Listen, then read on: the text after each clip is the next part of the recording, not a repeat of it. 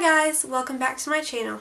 In today's video, I'm going to be showing you how to make these beautiful paper banners. For this project, you will need scrapbook paper. I got mine from Tuesday Morning, but this can be found at any craft store. You will also need a pencil, some string, a hole punch, scissors, and a cardboard template cut to the exact size you want your banners. Take your paper and flip it over so that the blank side is facing up. Then use your pencil and your template to draw triangles onto the back of the paper. Then use the hole punch to cut holes in your banners. Just like that, so that there's 2 holes in each of the corners except for the bottom corner.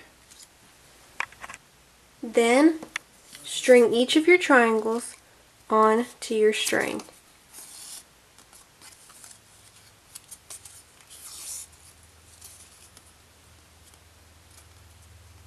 Ta-da!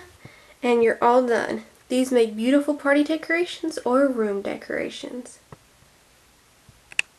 I hope you found this video helpful. Be sure to subscribe if you are new. I post one video every Sunday afternoon.